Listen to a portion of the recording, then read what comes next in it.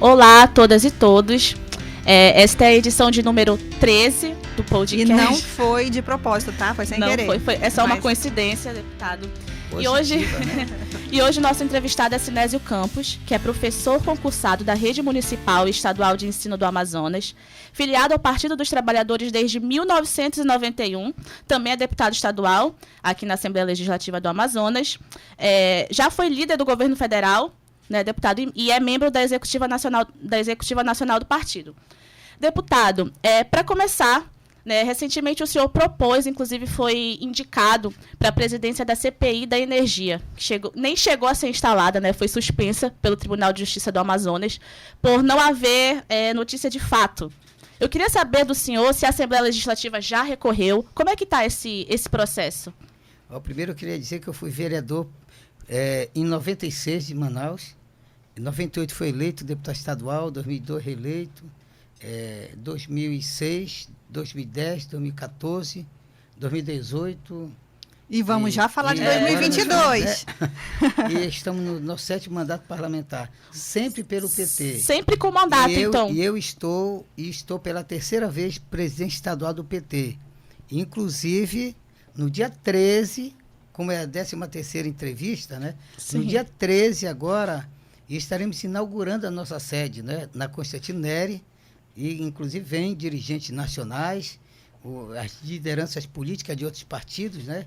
E vocês também estão convidados para a inauguração da nova sede do PT ali na Constantino Neri, onde funcionava a antiga sede, mas só que agora não é uma reforma, é uma inauguração de uma nova sede, porque nós entendemos que os partidos políticos têm que ter um local digno para recepcionar as pessoas.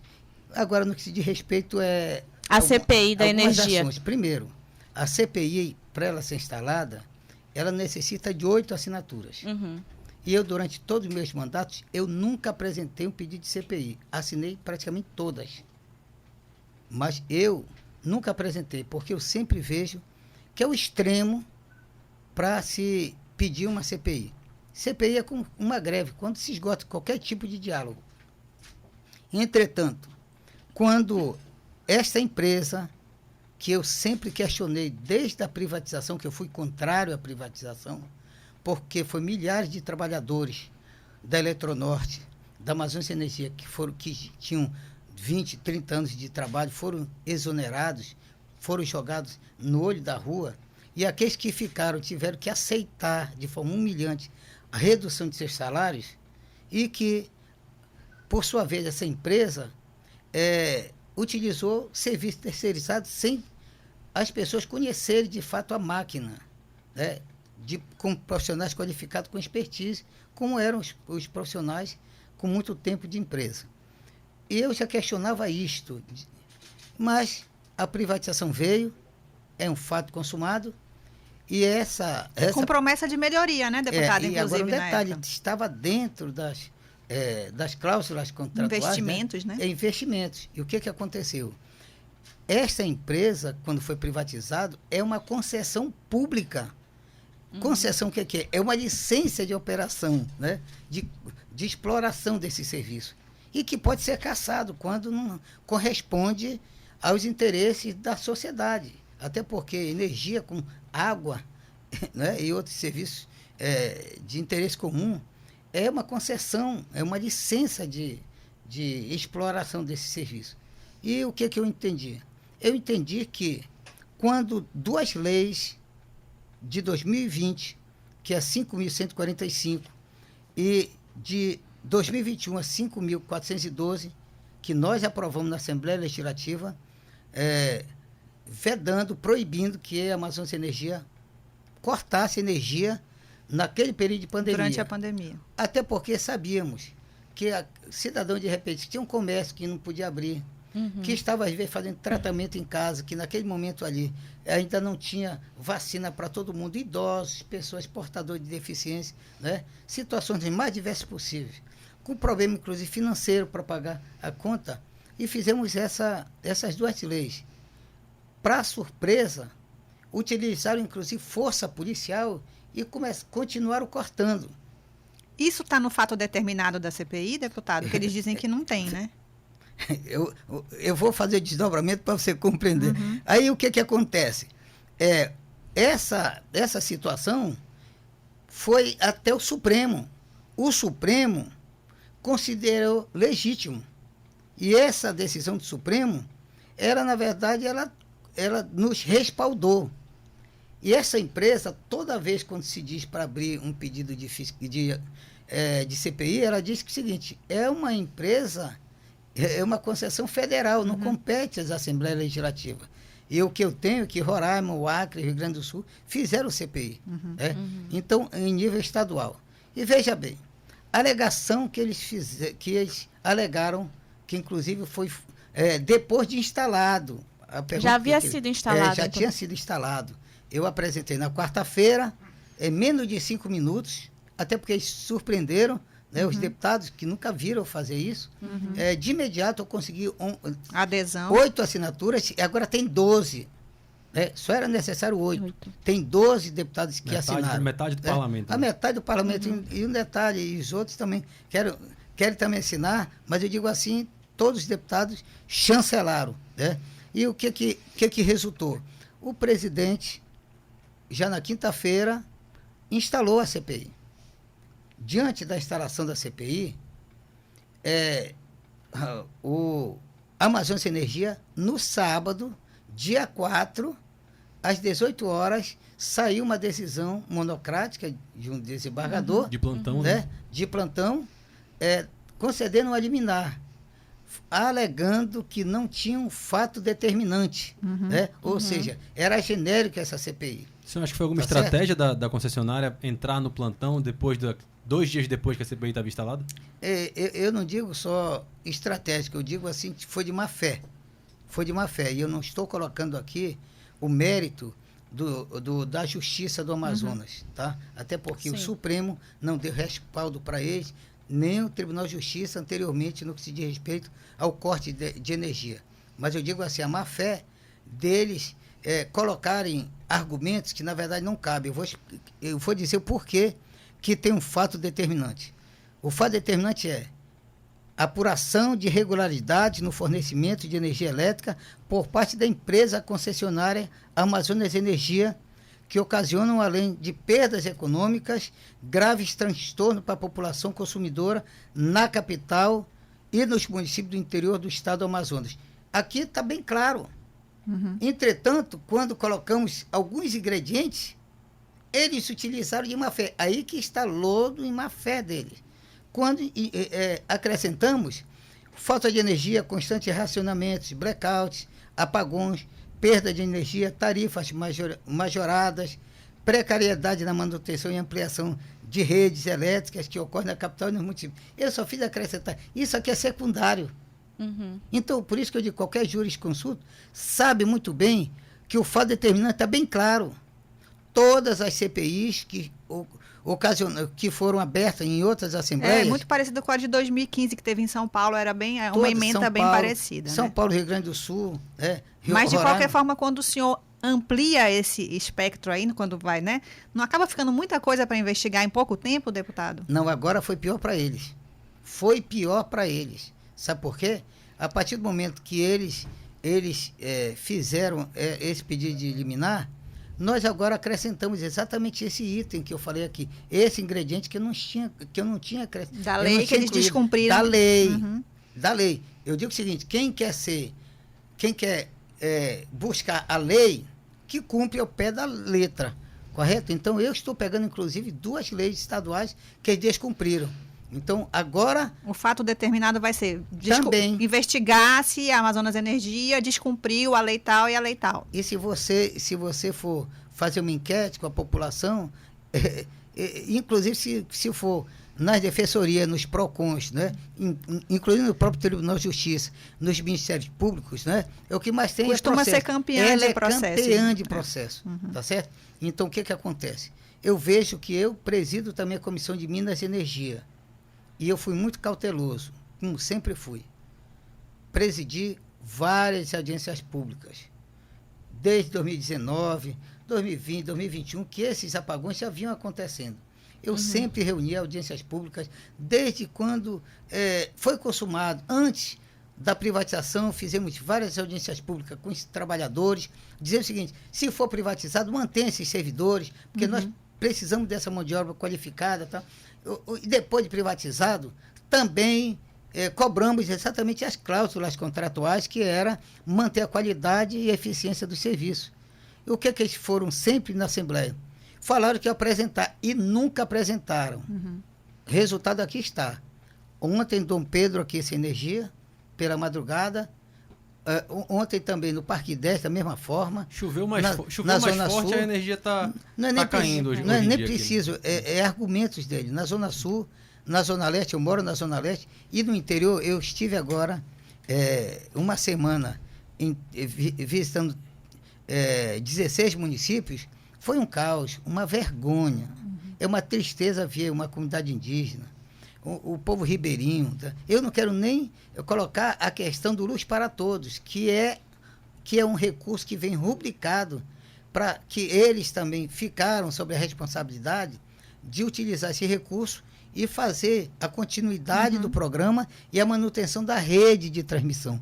Sequer eles estão fazendo, Dante. Eles não estão sequer cortando, podando as árvores. Então, quando dá, pelo menos o vento mais forte, as pessoas ficam uma semana, 15 dias sem energia. Agora, quem está aqui em Manaus, como nós, a gente não sabe, às vezes, Santo Antônio do Matupi, uma comunidade, um distrito lá de Betânia, uma comunidade indígena bem distante. Então, como é que chegam essas informações aqui? Então, eu vejo que a Assembleia Legislativa, eu queria parabenizar todos os deputados que, de pronto, acolheram essa CPI. Eu espero, hoje a Assembleia, a Procuradoria da Casa já recorreu.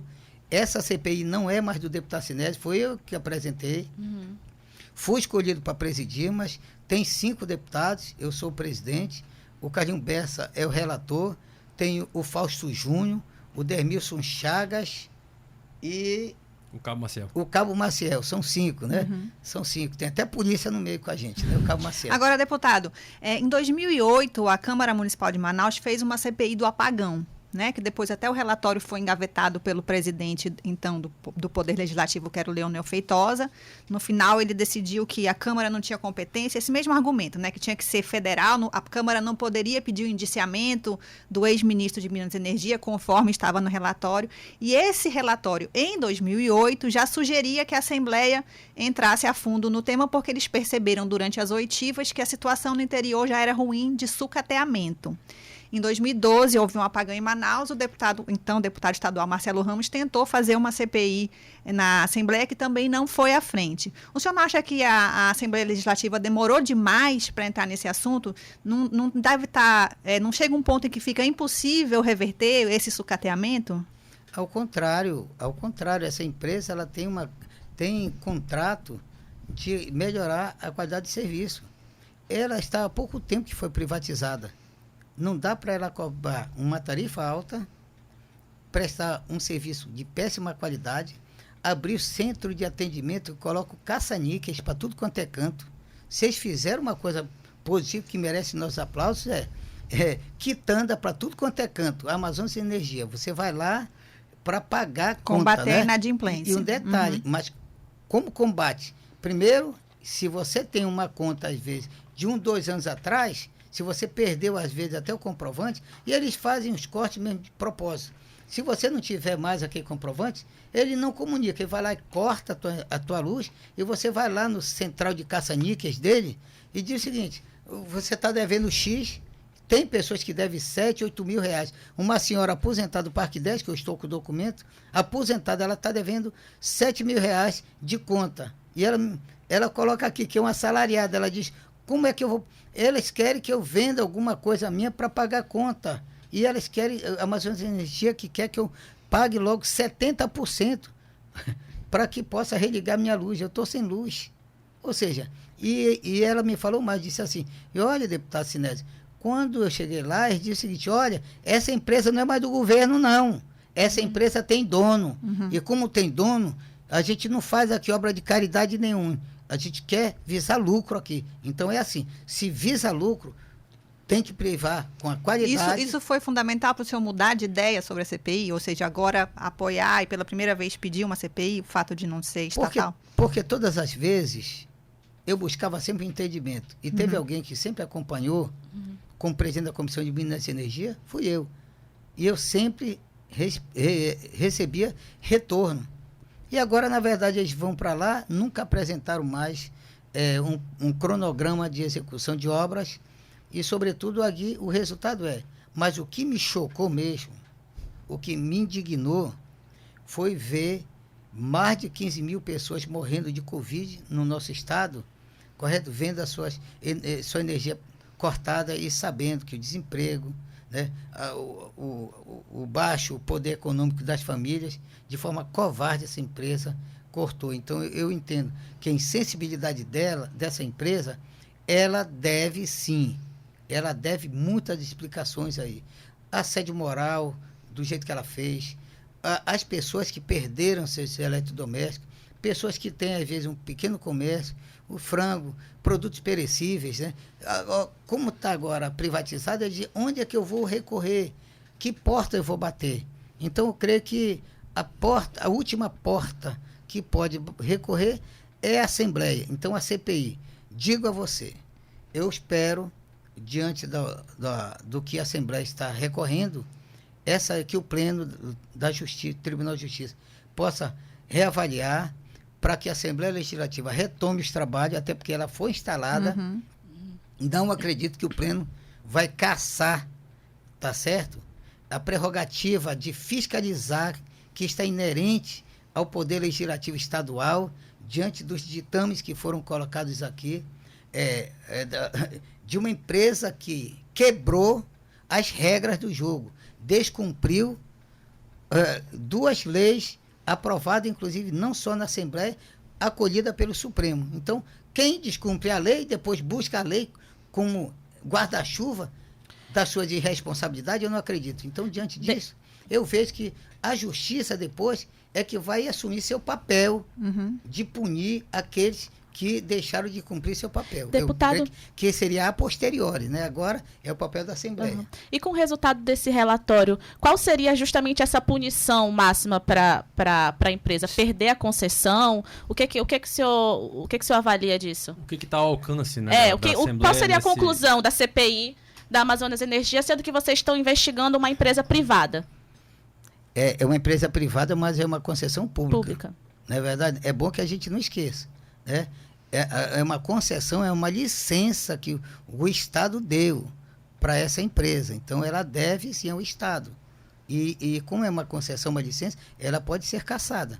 Agora, isso pode ser, mas como uma CPI, a gente sabe como começa e não sabe como termina, sim. Então, não sou eu agora, como presidente, que vou dizer o que vai ser, onde estaremos chegando. Mas o que eu quero, o que todos nós queremos, o que a sociedade quer, é que seja feita justiça, que melhore o serviço dessa empresa, que respeite os seus usuários e, sobretudo, o que foi assumido na cláusula contratual, quando foi privatizado, que cumpra. Eu creio que esse é o papel da empresa e o nosso papel como legislador é fiscalizar e monitorar esta concessão pública. Agora, deputado, políticos fazem, obviamente, política, né? E a gente está há um ano da eleição.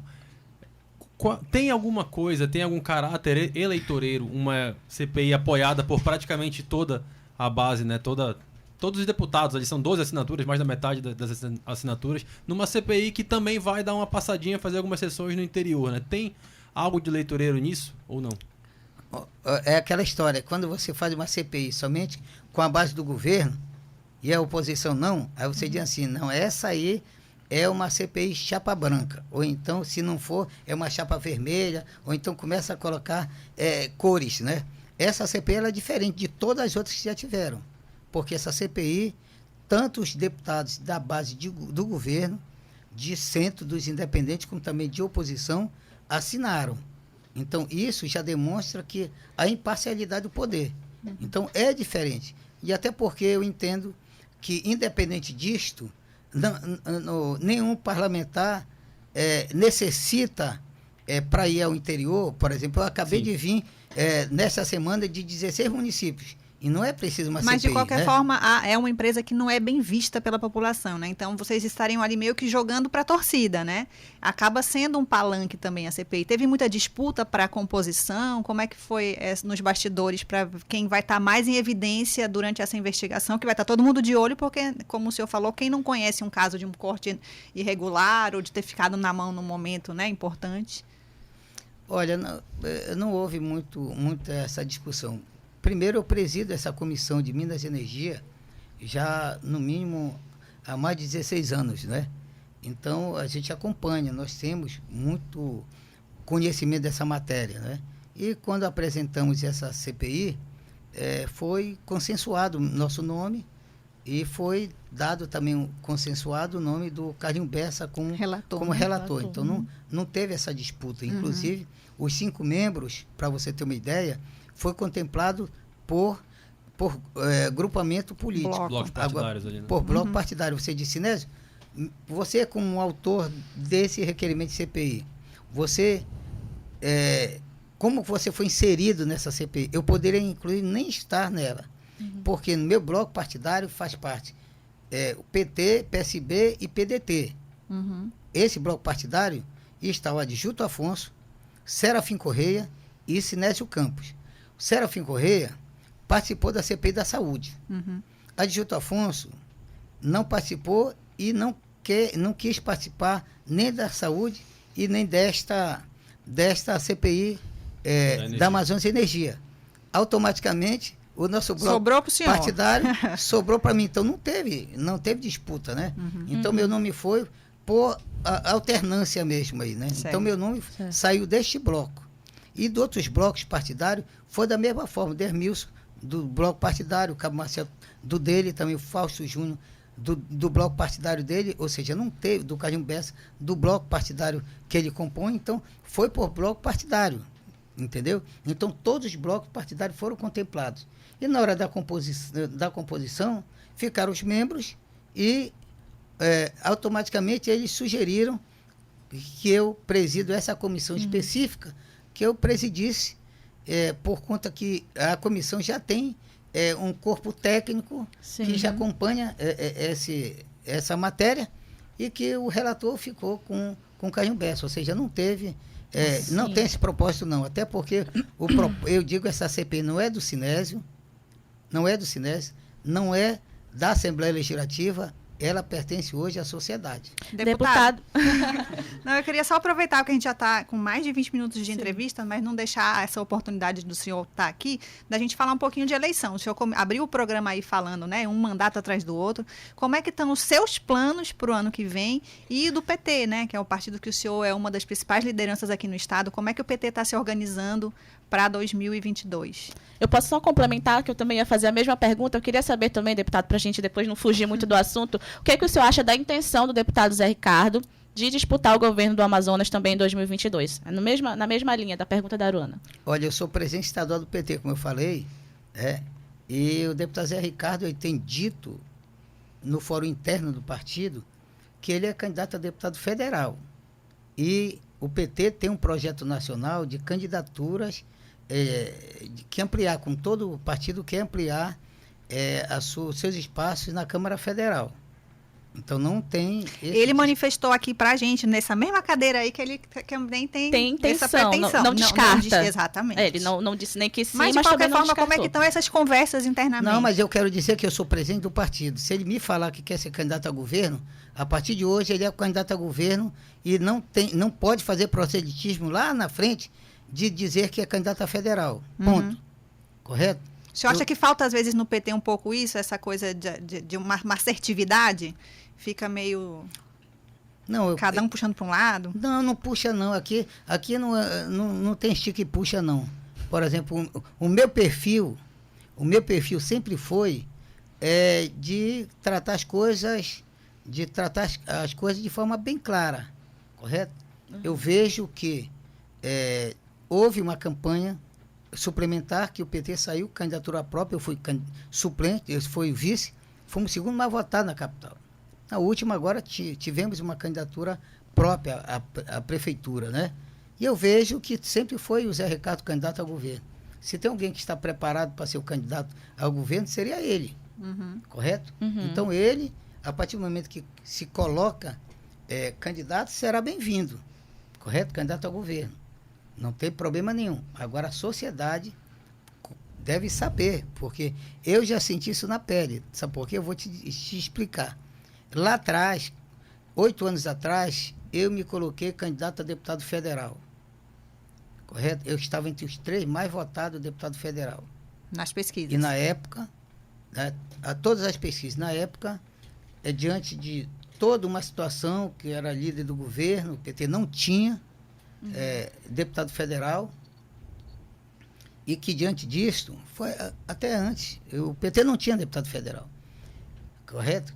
E o presidente Lula e os demais, a direção, pediram, o próprio presidente Lula pediu para que eu permanecesse ser deputado estadual para contemplar os aliados, os ditos aliados.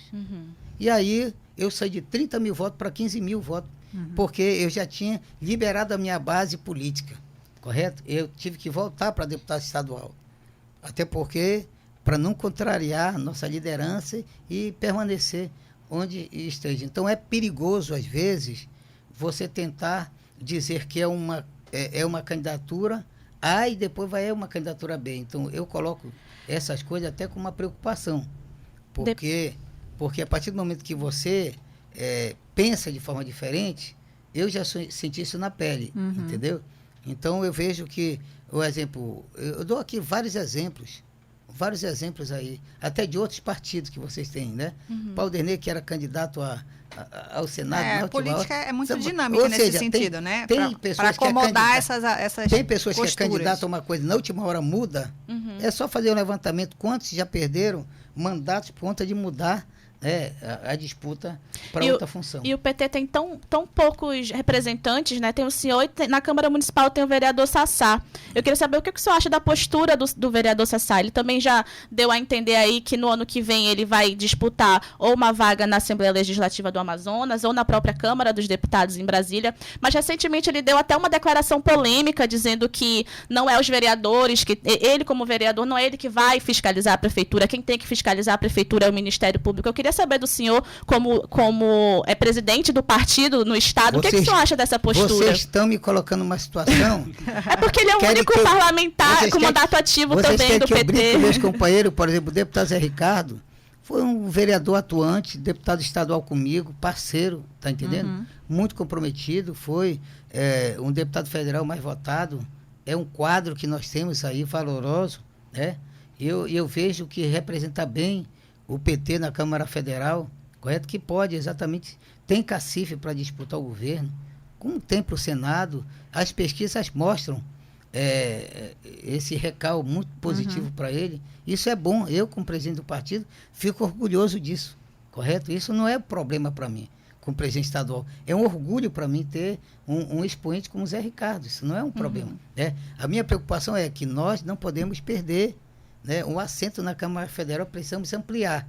Podemos ampliar. Falando de ampliar, vocês acham que dá para fazer quantas vagas aqui e na Assembleia e quantas na Câmara de Deputados? No planejamento do... Respondendo. Primeiro, para ela aqui... O Sassá. O Sassá, a postura do Sassá. Não vou esquecer. Como primeiro, petista. Cada um tem um perfil, né? Eu, por exemplo, tenho um perfil diferente. Eu sempre digo de forma muito clara, eu não sou um político de estar com uma denúncia na frente do Ministério Público para bater foto, porque eu digo o seguinte, se promotor de justiça, qualquer um defensor, for resolver o problema, eu mando ele sentar na minha cadeira de deputado. Agora, quando eu levo questões difusas, problemas que de repente chegam ao extremo, correto? No caso, por que eu não faço CPI? Nunca apresentei tanto. Porque eu vejo que muitas das coisas é possível a gente resolver sem chegar nessa situação. Então, eu vejo que o Ministério Público, ele tem as suas prerrogativas, mas não invade, não compete a ele ser legislador. E não compete ser legislador de vereador, de deputado estadual, de senador, de deputado federal. Cada um tem sua competência. Tá certo? Então, o que os vereadores, os deputados, de repente, extrapolar sua competência, que busque o apoio é dos órgãos fiscalizadores, mas eu creio que o papel não deve ser deixado para outros, né? Porque, caso contrário, para que ter o legislativo, né? Se o Ministério Público vai resolver. E quanto à candidatura dele, ele fica muito bem à vontade. Qualquer filiado do PT, até porque tem e pode, né, colocar seu nome. E como ele é vereador reeleito, pode disputar para deputado estadual, para federal, né? E é só colocar o nome e a convenção delibera. Como também o nosso companheiro Zé Ricardo se colocar lá na frente, né? Que não é candidato a federal, é candidato ao governo, tranquilamente a convenção, nós vamos decidir, deliberar e vamos votar. Eu creio que o PT está vivendo um novo momento. Tem um momento de termos o nosso grande líder, né? Que o nosso presidente Lula provavelmente estará aqui em outubro conosco, né? Em breve estará aqui conosco. O senhor vai trazer ele aqui com a gente, para a gente falar com ele também? Não, porque quando eu afirmo, eu posso, né? Mas eu digo assim... Pode ser cobrado, mas né? Fica a dica, fica o convite. Não, mas já. E uma coisa que eu cobrei, é bom, Dante, que eu cobrei uma coisa dele. Eu disse, presidente, o senhor, antes da sua prisão, que você tinha feito várias regiões, deixou de fazer o norte. E aí, deixou de fazer o norte. Então, deveria começar. E agora já voltou de novo para o Nordeste. E eu já cobrei. Já furou a fila, o Nordeste então, já furou a fila. Já cobrei, mas ali, porque tem os baianos. Tem que ver que o presidente Bolsonaro está quase para comprar uma casa aqui, né? De tanto que vem já. Tem os nordestinos aí, né? Tem a turma do Ceará ali, que é muito forte, o PT e tal. Mas ele vem, tem um carinho muito especial. Eu como presidente do partido, ele tem falado muito. E uma coisa que eu quero dar notícia para vocês. Todas as eleições, e é um recado que eu estou dando para os presidentes de partido, para toda a classe política aqui do Amazonas. Sempre eles dizem o seguinte, com o PT a gente conversa lá em cima, porque aqui ele só faz acolher o que se decide. O próprio presidente Lula e a direção nacional já deixou claro para mim como presidente estadual do PT. Nenhuma decisão acontecerá que não seja em comum acordo com a direção estadual. Então isso para mim é extremamente positivo. Porque muitos dos caciques políticos daqui acham que pode tudo. Na hora dos ajustes finais, viram a mesa e colocam o PT em qualquer palanque de última hora que já aconteceu nos últimos tempos. E eu cobrei muito pesado com o presidente do partido. O senhor acha que esse ano vai ser diferente? Eu tenho certeza que isso vai acontecer. Não vai acontecer porque eu me posicionei de forma clara, por conta que vocês acompanham muito bem o que já aconteceu de virada de mesa, né? O PT num palanque, tudo arrumado, e na última hora desarruma, pega as suas tralhas, como disse aqui, o palanque não é mais esse, já é outro. Mas também tem um item que, quando você fala aqui, se dá para fazer, já te respondendo agora, se o PT luta o quê? Eu creio que dá para trabalhar, para ampliar, inclusive, a Câmara Federal, depende da votação do Zé Ricardo, que pode puxar. Hoje nós não temos suplente. Porque o segundo mais votado, que foi o Sassá para deputado federal, ele não conseguiu o percentual que pudesse ser o mínimo, né, para ser o suplente. Então, eu creio que daria para buscar o nome para que a gente possa chegar. Agora, dificilmente o PT não fará de novo, na próxima eleição, 2 deputados estaduais, porque nas 2 últimas eleições, nós fizemos 2 vezes, eu fui reeleito também com o Zé Ricardo junto, 2 mandatos juntos, então eu vejo que retoma. Quem são esses nomes fortes aí para... Não precisa falar quem vai, óbvio, quem é o mais forte, mas quem é que está nesse páreo do partido aí? Não, nós temos muitos quadros aí que eu creio que na hora vai aparecer. Tem muitas figuras que inclusive são anônimas aqui na capital, que são liderança do interior, que chegam na hora e você diz como é que esse indígena, essa liderança surgiu aí e ganhou a eleição, né? Então o PT tem esses elementos de surpresa, né?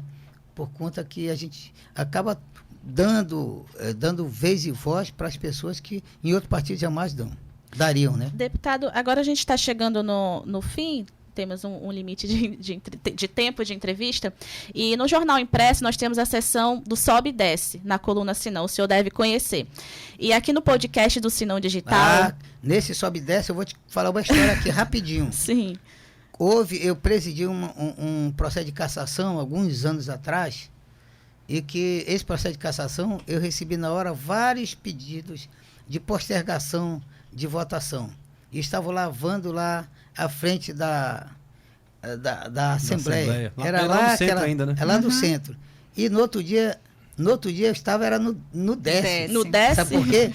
E se eu tivesse acatado, tivesse postergado o pedido, eu também estaria no 10 do mesmo jeito. Mas né? chegou a hora do senhor se vingar. Do senhor se vingar, exatamente. Olha, o senhor é o editor. Se tem alguém que eu não brigo, é com a imprensa. Não, mas se o senhor fosse o editor O hoje Bolsonaro do é jornal... campeão de brigar, né? É. Xingar, principalmente jornalista. Mulher, né? Ele é um covarde, mas deixa pra lá. Tá, deputado, mas se o senhor fosse hoje o editor do jornal A Crítica, da coluna Sim Não, se o senhor tivesse que subir e descer alguém, pode ser uma figura, um político, personalidade, ator, atriz, enfim, quem que o senhor subiria e quem que o senhor desceria? Lula subia, Bolsonaro descia. Ponto. Por quê? Tem que ter os motivos, né? Tem o nome e o motivo. Por que que o senhor sobe o Lula e por que que o senhor desce o Bolsonaro? Primeiro, uma lata de conserva no interior está R$14. Um ovo, R$1. Correto? No interior, né? E o preço da gasolina aqui chegando a R$6. Então, isso já justifica. Esse é o desce. E o sobe? E o sobe, o Lula, o Bolsa Família, criou o Ministério da Pesca, o Lula criou, instalou vários Cefetes, né, centros de excelência, investiu nas universidades, sempre, aliás, para o DES ainda tem mais. O Bolsonaro sempre negou a ciência. Prova disso, no que se diz respeito ao Covid, mais de 500 mil de pessoas que morreram, ele negou sempre a vacina, a ciência, como se fosse algo extremamente positivo.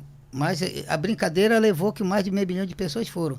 O Lula, ele sempre defendeu o SUS. Se você vê o SAMU, o SUS foi exatamente no governo Lula. Né? Então, eu entendo que as UPAs, a unidade de pronto atendimento, foi com Lula. Então, a área de saúde, se você observa, o Zé Gotinha praticamente sumiu. Né? Então, eu vejo que o fortalecimento, um exemplo aqui, outro, o Luz para Todos. Para mim, o Luz para Todos é algo encantador. Só esse aí já tem a validade. Vale um sobe. Já vale Eterno. um sobe, né? E aqui eu posso até falar, a ponte sobre o Rio Negro. Eu estive no dia... O senhor vai subir o Eduardo Braga? Não, quem foi que liberou foi o Lula. Ah, tá. Opa, Não, só tem direito a um. certo. Tá É certo. isso. Mas se fosse dois? Tá explicado. Hã? E se fosse dois? Se fosse dois, eu subiria o Omar, porque ele está fazendo um trabalho muito sério lá na CPI da pandemia. É isso aí. É isso aí. Então tá certo, deputado. Muito obrigado pela sua entrevista, por disponibilizar seu tempo conosco. E nós estamos encerrando aqui a nossa 13ª edição do podcast do Sim Não. É uma coincidência. Mas eu quero subir o Dante, Aruana e Aruana. Muito obrigada. Opa, obrigado. Muito obrigada. É isso aí, fazer gente. Agora a gente está subindo. Tá Eu vendo? recebo. Tchau, tchau. Obrigado, deputado. Tchau, gente. Abraço. Tchau, tchau.